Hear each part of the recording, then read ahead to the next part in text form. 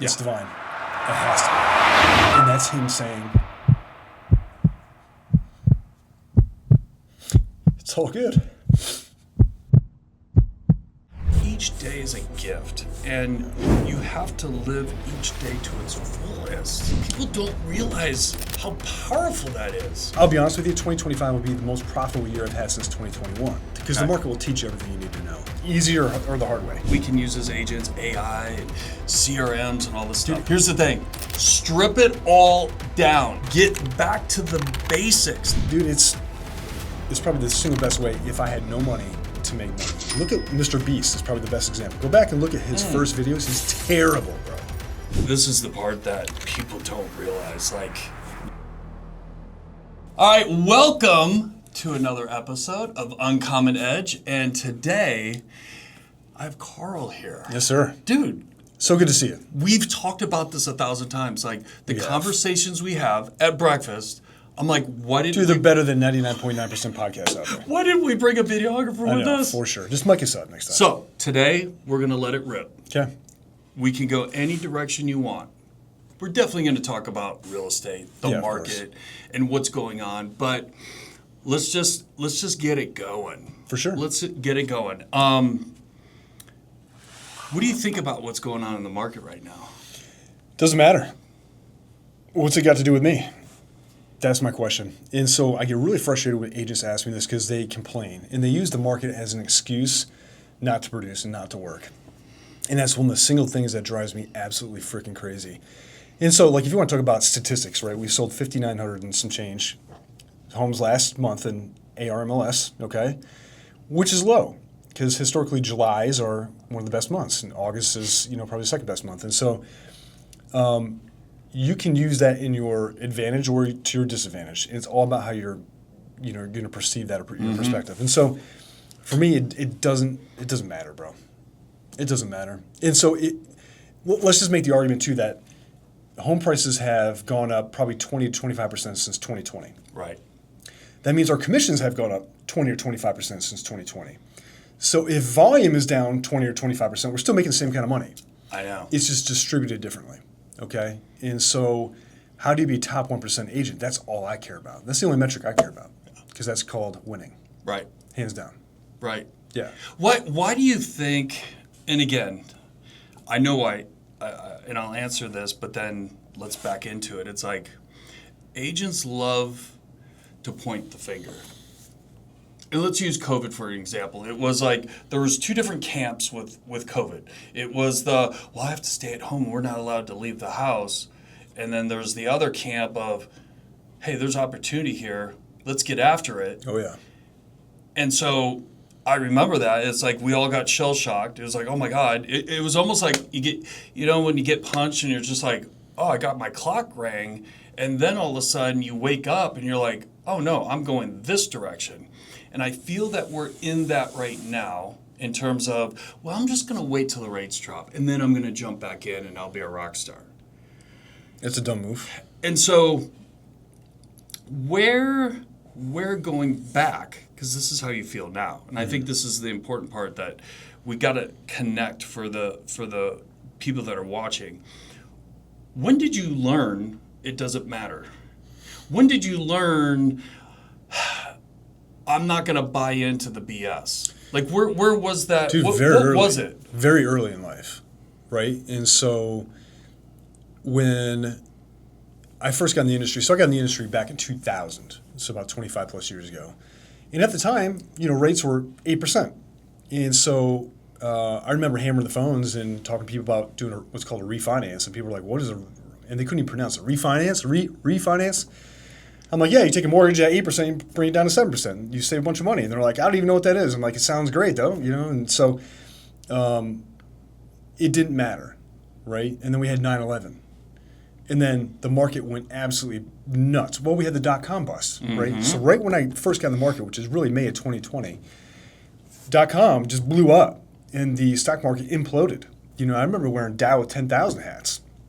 And then 6 months later, we're down 20%. But, the people that left the market were the weak ones, right? The ones that couldn't cut it. Right. And so the people that are left are the strong ones. And so you want to hang out with that pack, right? Because they, steel sharpens steel. And so what it forces you to do is be even better.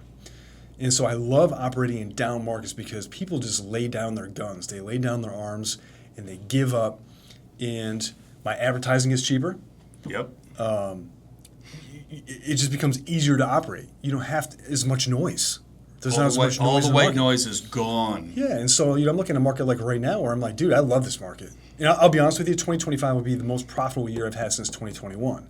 That's awesome. And it's fantastic, right? And a big part of it is because people just gave up. And so you can make your own market. And I think that's what people really need to understand is that you're a product of your inputs. And so, yes, it takes more input to get the same output. Okay, so just 10x your inputs or have more leverage. And so it's one of the things we should really get into is leverage. How do you lever, pull on that lever every single time and get more for that same amount of action? Was there someone that influenced you on that? Or was it just something where you were like, That okay, was 1 intuitive, plus man. 1 takes, equals 2? Or were you kind of like on that fence and someone said, Karl, snap out of it. Here's what you need to look at. Yeah, I'm like, always kind of a student of the market because the market will teach you everything you need to know, easier or the hard way, right? Right. But you have to listen to it, and you've really got to pay attention to the signals. And so, if the market is saying, "Hey, there's opportunity here, but you just need to work harder," okay, just work harder.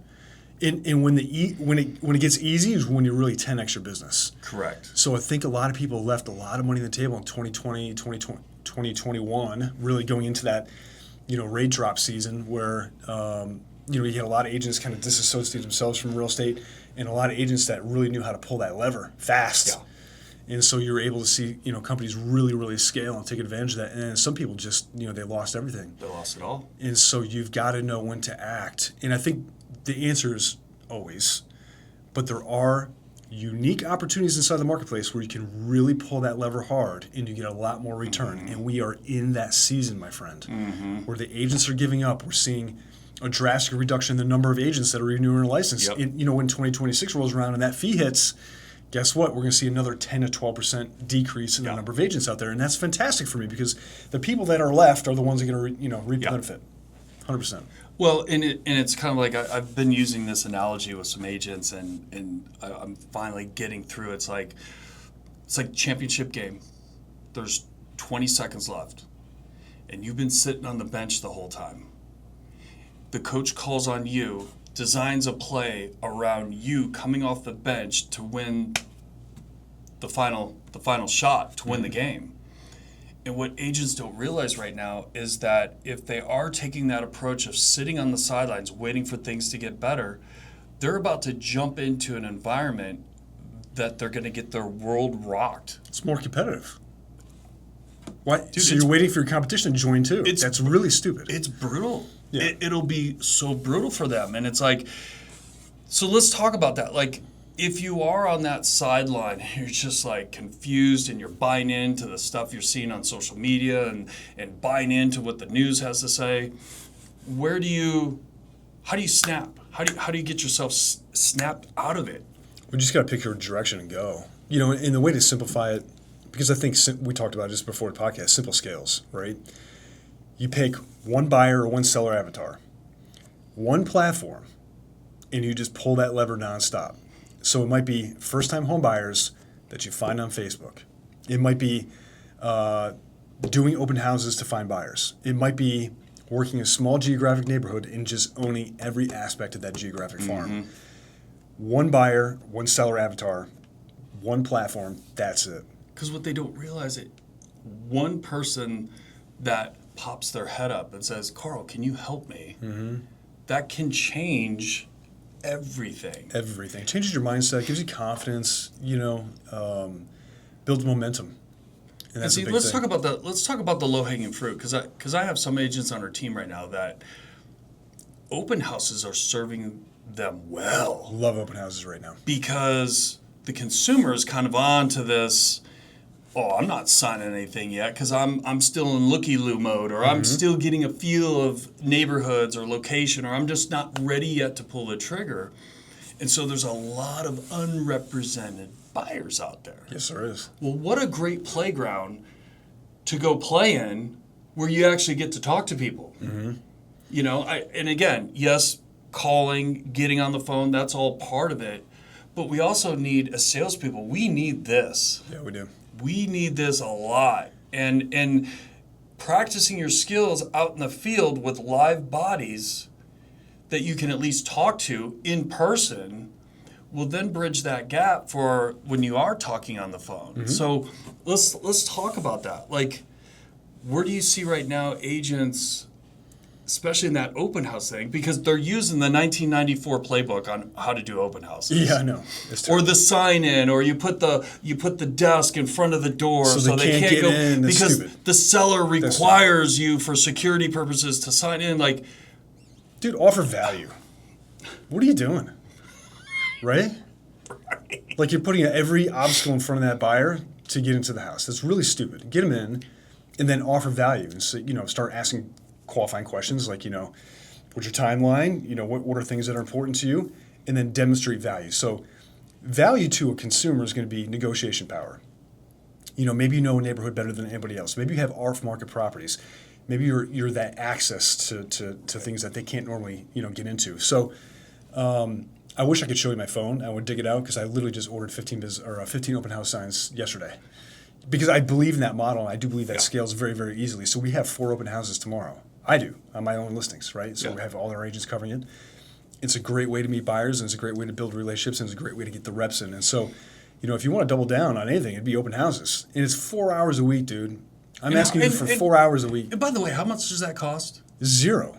$0. But why do they get spun out on Because they've been told this 4 hours? BS line that open houses don't work. And it's complete garbage. And you and I know that because we've been in the business long enough. Correct. Anything works at scale. It's just how effective is it? So then if you are the variable, work on the variable. So just get better. I mean, let's break this down now, okay? And this is so simplistic. And yes, are there a ton of different tools and stuff that we can use as agents, AI and CRMs and all this stuff? Dude, AI can sell it for you. Here's the thing. Strip it all down.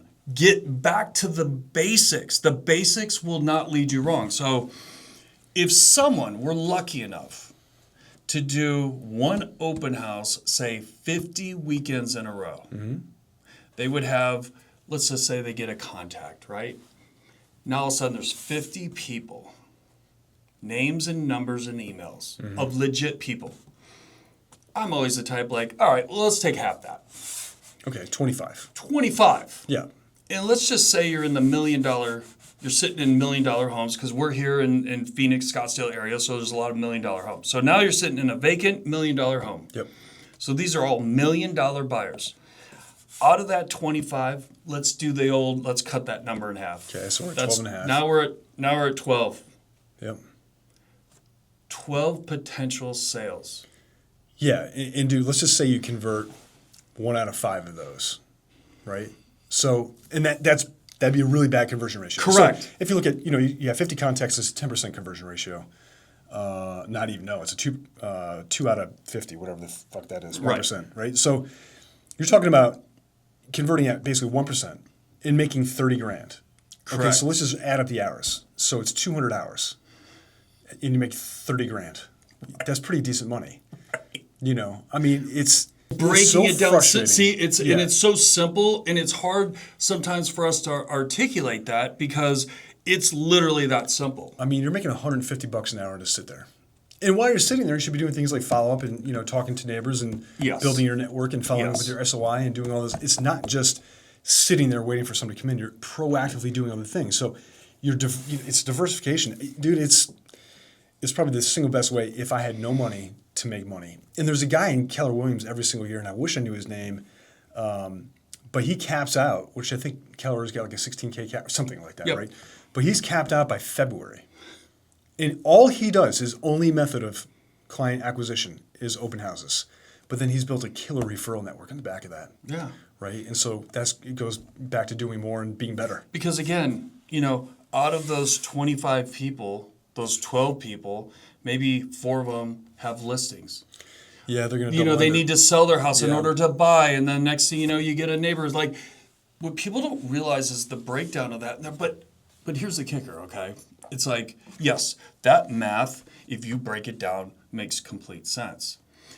But here's where the kicker comes into. It's having that intestinal fortitude to be able to withstand that piece because we are in such a push-button world that after 2 open houses of maybe one open house is a dud and another one it's a nosy neighbor. Then what happens is the agent gets what? They get crapped out. Mm-hmm. It doesn't work. I'm not going to do them. Well, proper expectations. So I think if you set proper expectations to say, hey, it's going to take you 50 open houses to get 30 grand. Right. Are you going to do it? Answer is every time. Every time, brother. And so I just, I think we beat the open house thing to death. Just do open houses. How's that? Do open up. It's free. It's free. Yeah. If we talked about if agents worked this like an 8 to 5 job, 40 hours a week, like truly did put 40 hours, oh my God. Your dollar per hour is ridiculous in this industry, especially when we start talking about leverage. And again, these are simple things. Like I am not one, sometimes I get caught up in like the shiny object things, especially being a team leader and you're an operator as well. Yep. It's like you get caught up in this, but what happens is that takes time and money. Mm-hmm. And then you still have to go through the pros and cons if it works, or let me try to different. And like you're in the lab with little beakers and stuff, cooking up these different recipes to maybe get a result. Well, this is business, right? And there's inherent risk in business. And so my job as an operator is to reduce or mitigate my risk, and then find out what works and then 10x that. And that's what I do all day, dude. And it drives me absolutely crazy, because there is that shiny object syndrome. So, if there's any advice I can give to an agent, it's just pick one channel, man. Like figure out Facebook ads, figure out content. Yeah. And just 10x, figure out open houses, 10x it. But whatever you do, you have to be consistent for a while. And you got to be good at it. It's not just 3 days I'm going to post and get 15 leads off of it. No. You're talking about posting, 5 times a day, every single day for 2 years before you actually get it right. Correct. And so, look at Mr. Beast is probably the best example. Go back and look at his first videos. He's terrible, bro. He's terrible. And then look what he's got now. And so you think that happened overnight? And no, that dude works like 90 hours a week still. Right. And he's probably one of the richest YouTubers ever created in the history of time. Right? And so he just puts in the reps. And then he takes that and he looks at what works and what doesn't work and says, oh, this piece of content worked, this one didn't, this hook worked, this headline didn't. Yep.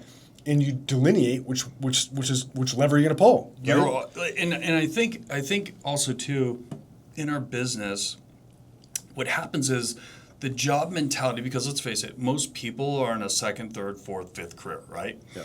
So they're dragging their job mentality with them from previous experiences. And so I always use this analogy. It's like, okay, you're an employee, then you're the assistant manager, you make more money. So no matter what you do, you're still going to make more money. And then you get promoted to manager, you still make.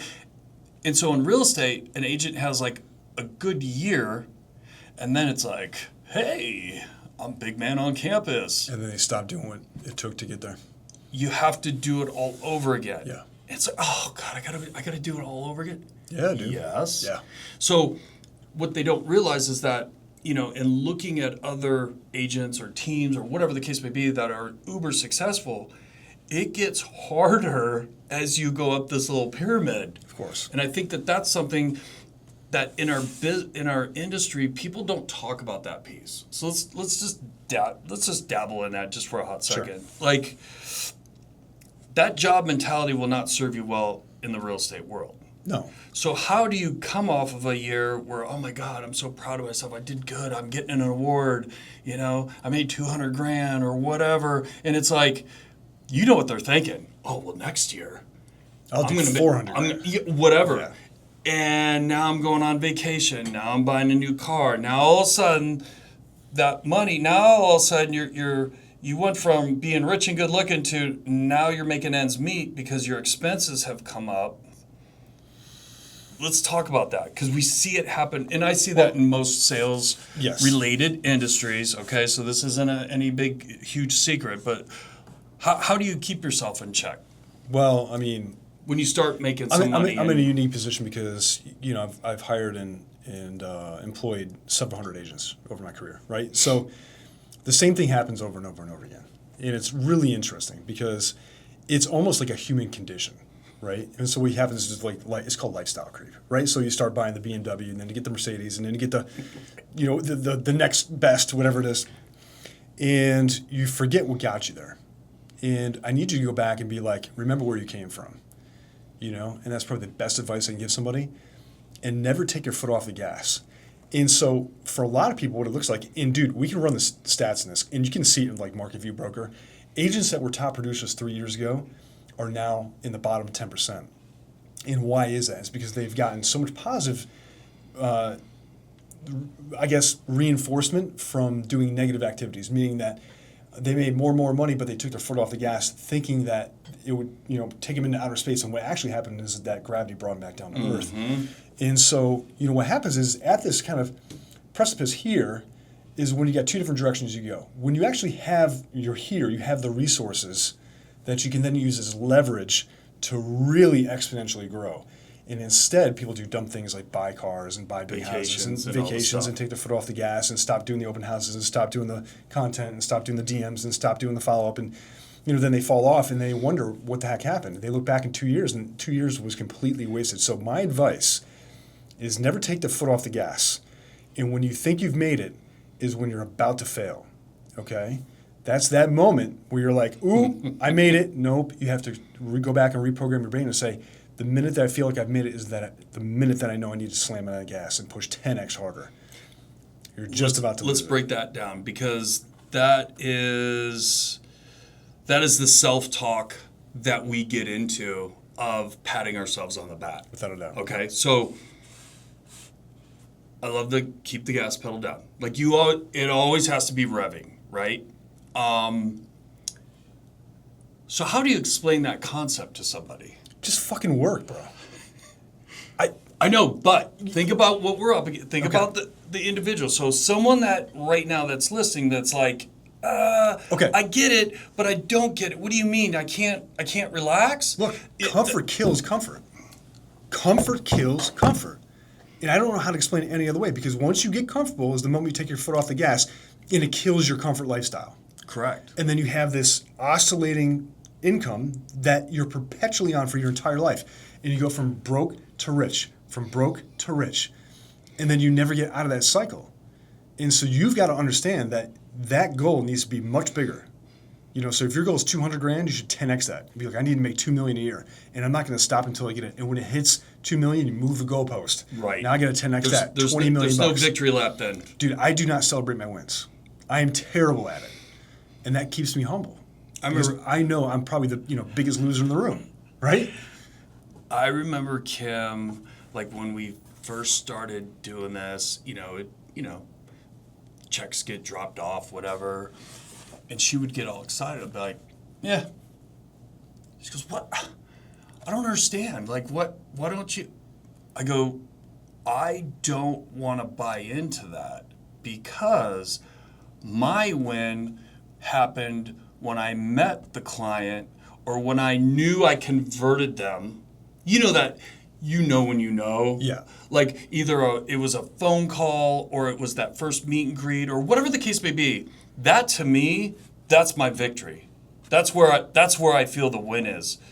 This money thing, that's a byproduct of that. Mm-hmm. So it's kind of like, okay, well, if you have a car, you got to put gas in it. It's kind of like, well, the same thing. You're going to talk to clients and then eventually you're going to get a paycheck. But that magic happens for me on the front end. That's where I get excited.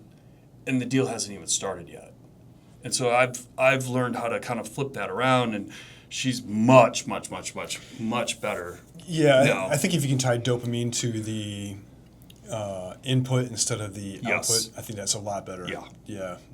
Isn't that crazy how, Yeah, just that flip. And again, you see it when people, you can see how they post or something and like, oh, sold another one. And, it's like.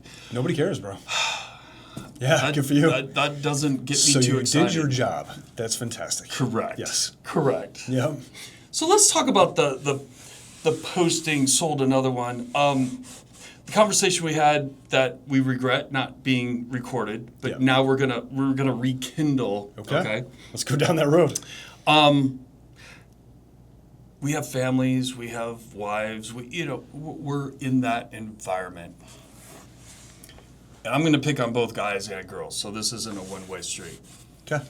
What has happened with these showings on social media where there are body parts being shown in the video for the hook?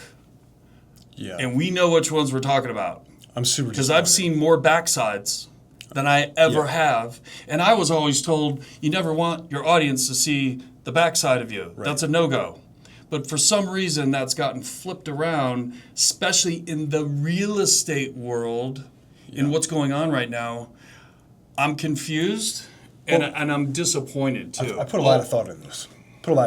Especially since you're not in conversation. And I've seen a couple since our conversation. It hasn't been that long, 3 weeks since we had breakfast?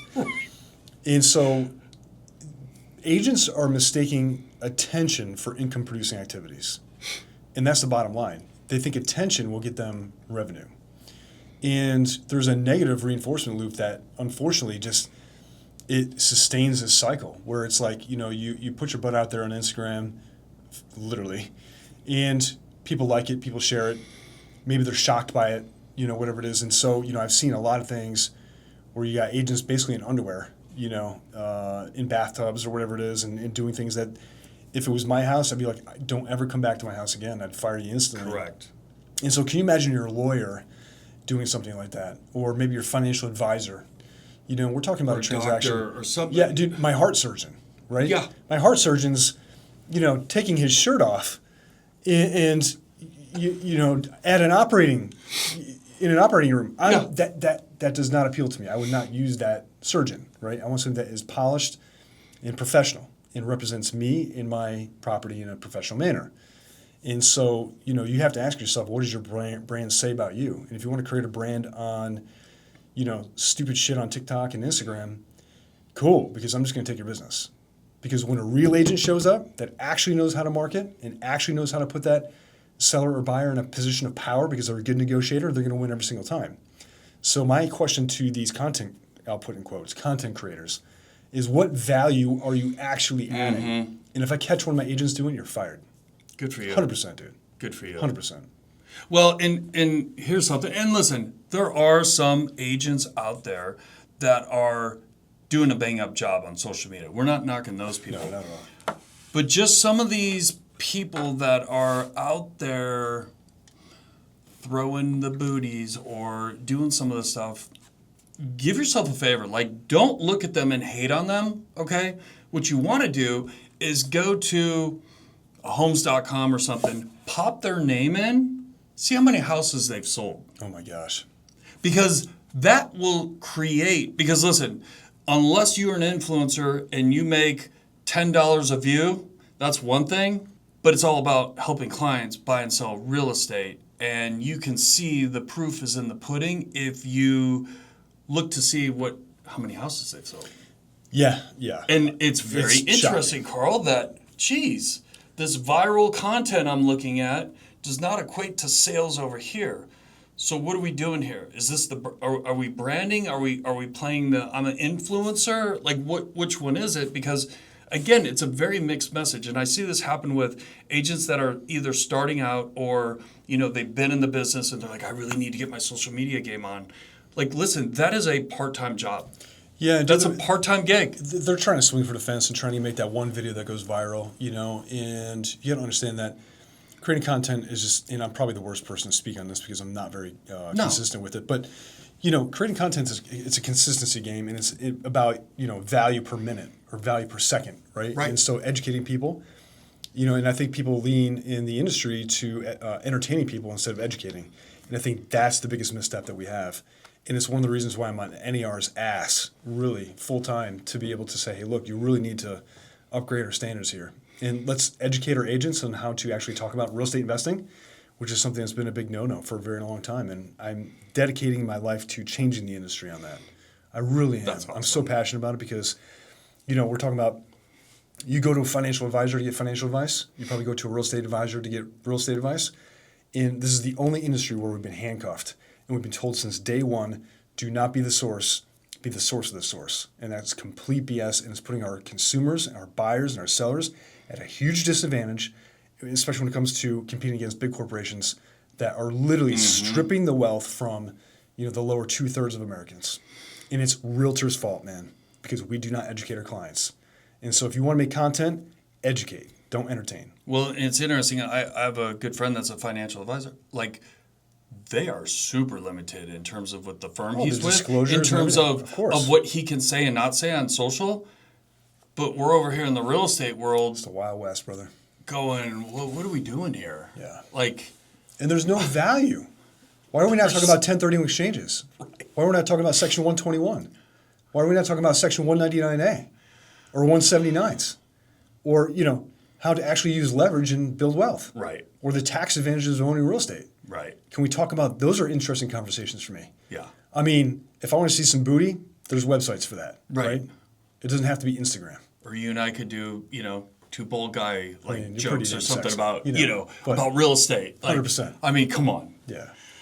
Yeah. It's really, I'm not going to call this person out by name, but there's an influencer on Instagram who is a previous agent who is now a coach, okay?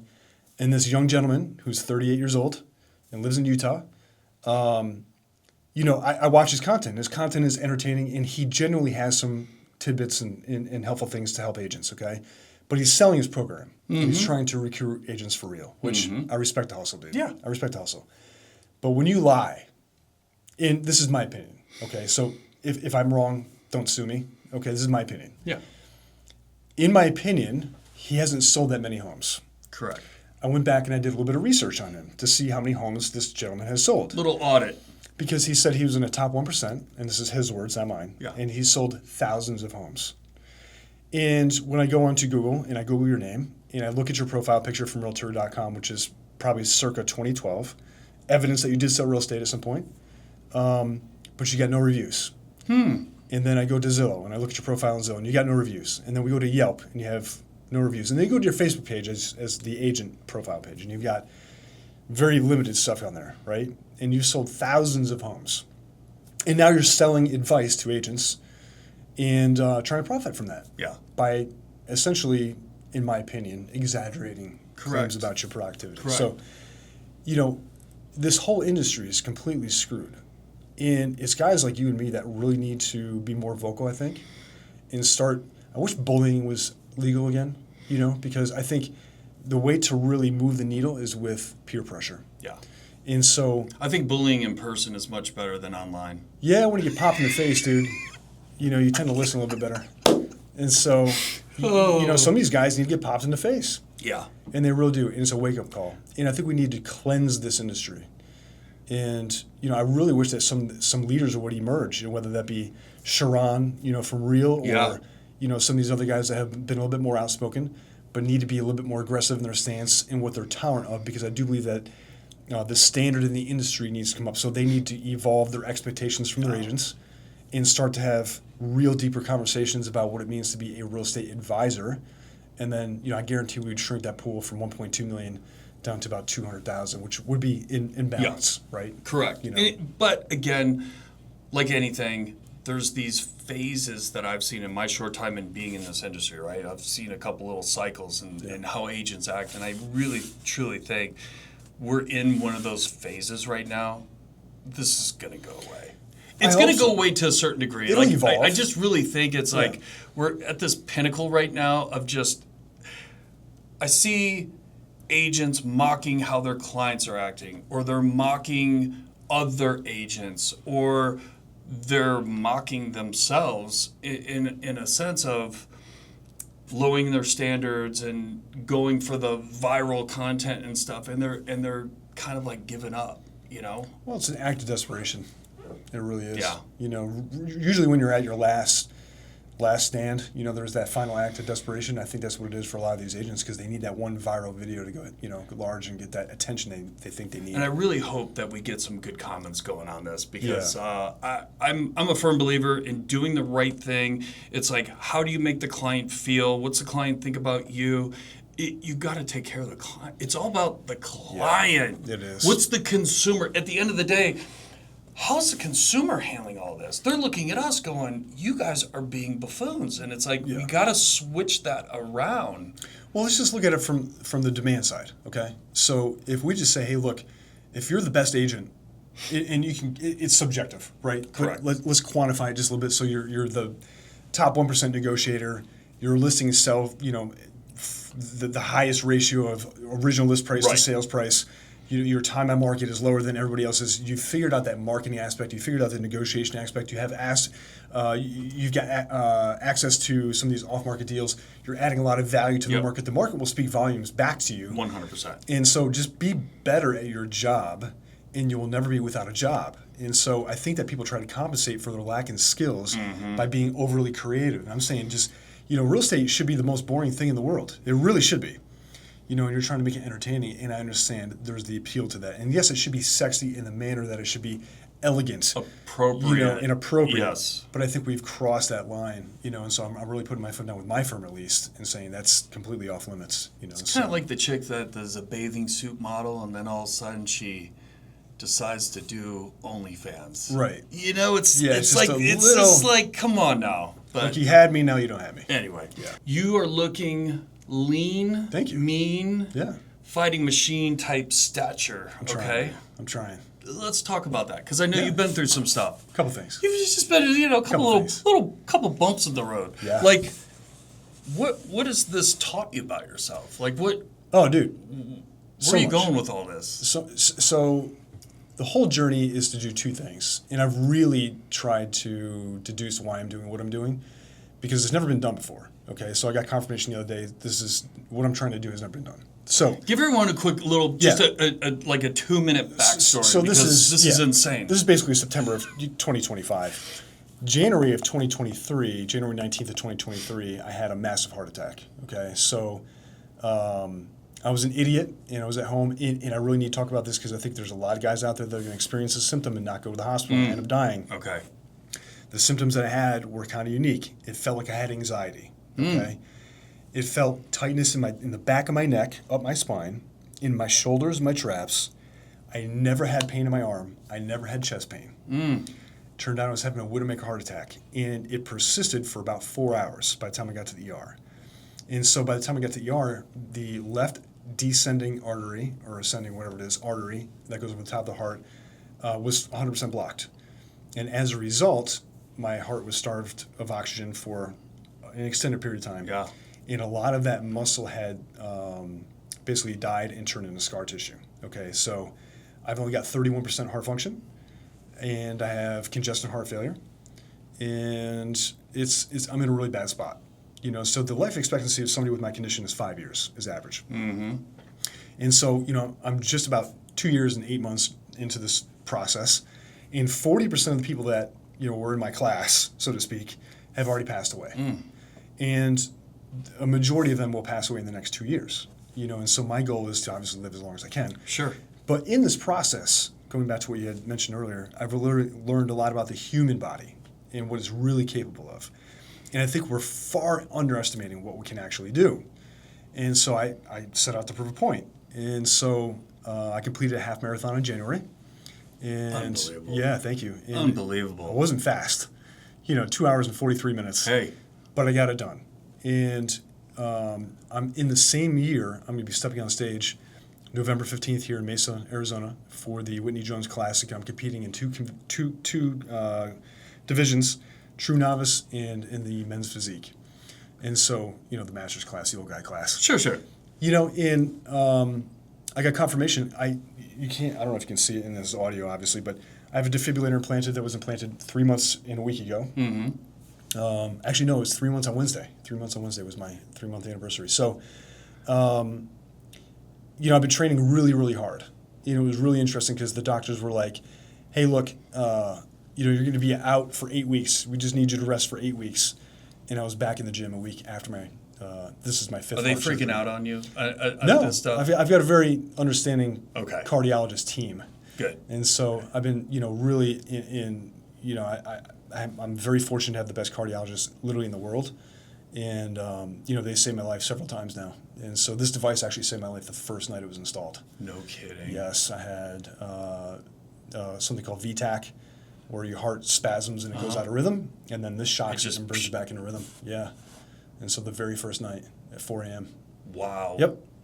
And so kind of crazy. But, in this journey, I've really learned a lot about myself, and you really need to decide what you're made of, and so it doesn't matter what obstacles are out there in front of you, you can overcome them. And it's really mindset. And so, there's people out there that are really struggling today. And that mentally, physically, emotionally, all three. All of it. They're going through divorce, going through major life issues, major health issues, financial issues, whatever it is.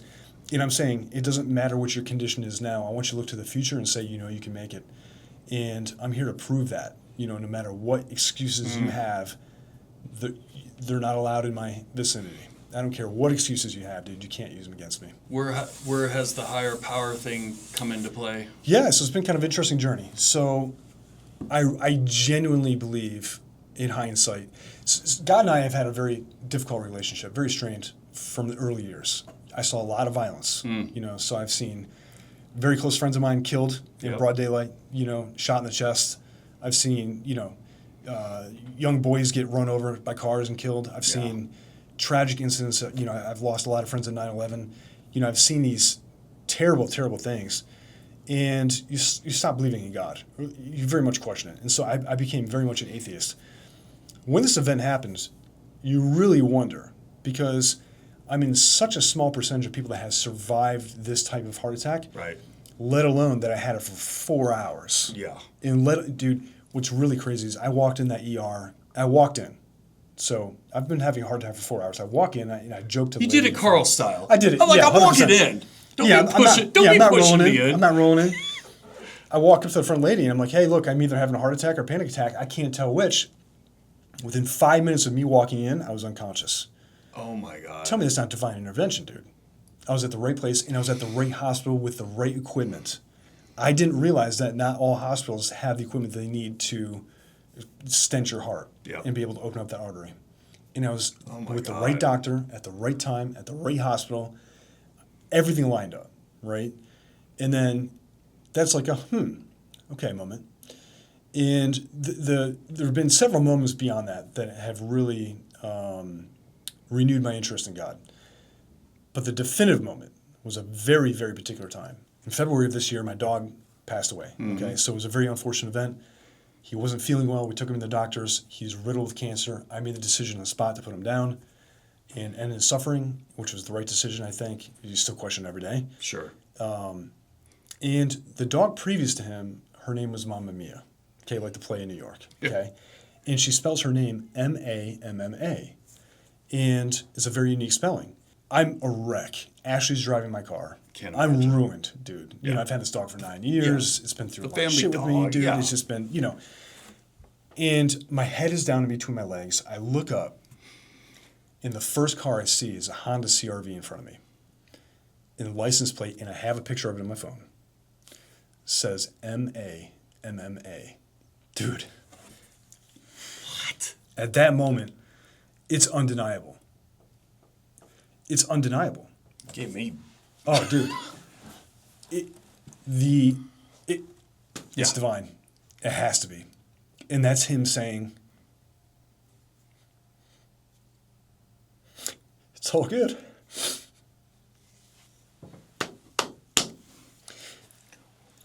Ooh.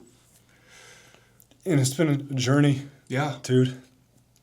And my purpose is just to reconnect and make him proud. Thank you right my back. Dude, that's huge. See, this is the part that people don't realize. Like, no matter how bad a situation or whatever the case may be, he's up there. He's never left your side. No. And Hey, we all get lost. Like, I was lost, you were lost, but guess what? It comes back around. He's the one consistent person in, I think, all of our lives that no matter how great we are or how bad we are, he's still there. Yeah. Woo. Yep. Big moment, dude. That was a big moment. My God. Yeah. Yep. That's amazing. Thank you. Yeah, just, it really makes you think what our purpose in life Yep. is, and it just solidifies them heading in the right direction. There's a reason why you're still here. 100%. There's a reason. And okay? dude, it's to tell this story. Yes. Yeah. It really And is. something else is going to rear its head, and you're like, that's it. I think that's why I'm so persistent and I push so hard every day. I'm literally pushing my physical limit beyond anything that anybody ever could Right. imagine. My emotional limit has increased because of that, and your mental, ability to just deal with stuff is it's so resilient. And I really hope to inspire people, and I want people to take action. And it was really interesting. I heard a quote from an artist that lived in Manhattan. He lives in Soho this morning, and he said something very profound. And he said something that really resonates with me. One day you're going to sit down at dinner, and then that's life, Yeah. And that was me, man. And I took life for granted for 44 years. And I don't blame people for taking life for granted because that's all they know is waking up every Correct. single morning. Correct. And when you wake up every single morning and nothing really has changed, Yeah. you don't appreciate how fragile life is. And you have these moments that are exterior to you. You have the passing of a loved one, or you have a passing of a dog, Yes. or you have a major event in your life where you mourn, Yes. But then when time heals that wound, you go back to your regular program. You just fall right back in.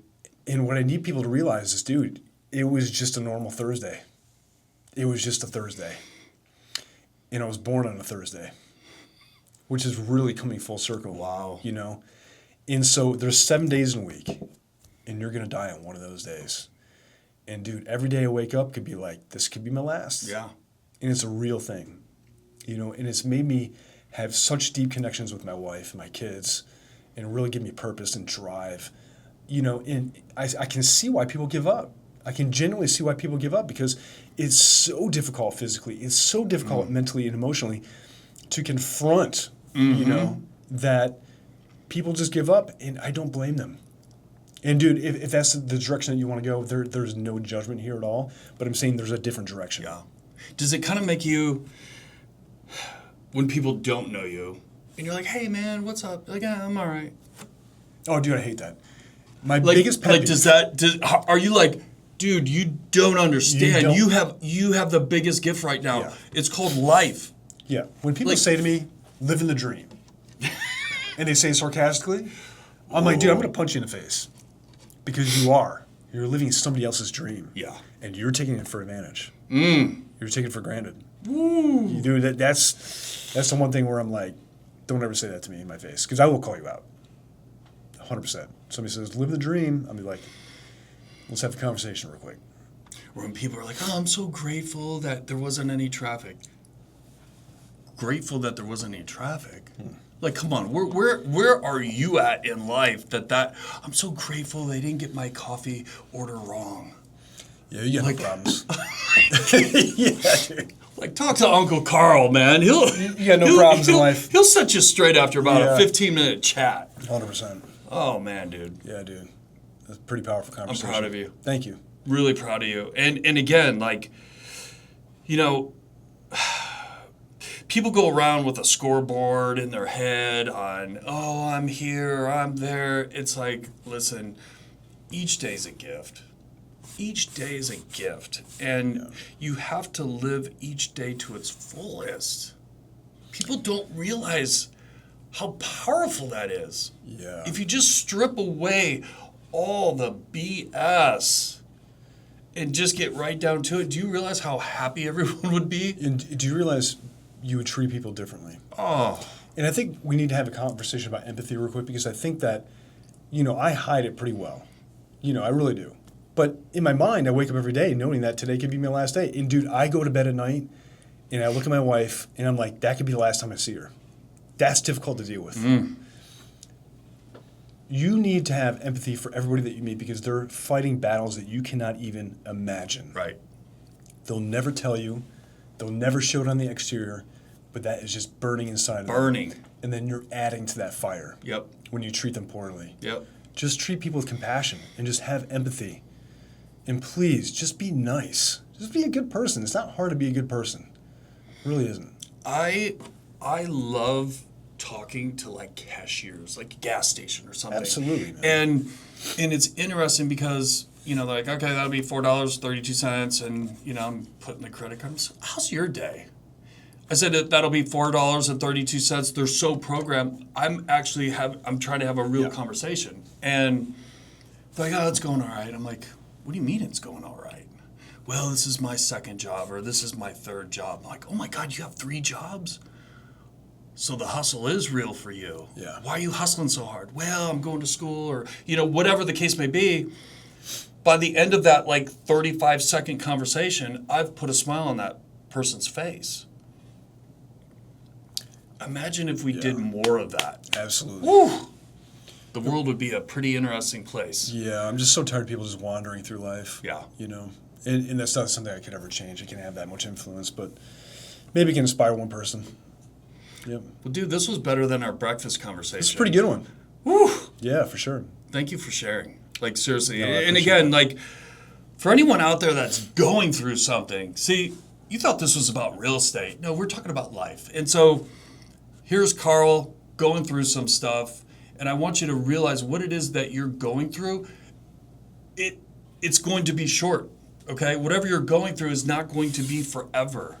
And it's the right mindset to be able to get through this stuff, to maximize each day, and to live your fullest, and have that belief in a higher power, whether it's God or whatever it is that you may have in your life. So again, I want to thank you for coming on today. Thank you for the opportunity. Genuinely appreciate it. And please, like, hit the like button, subscribe, and follow along for more stuff. And always, make it a great day.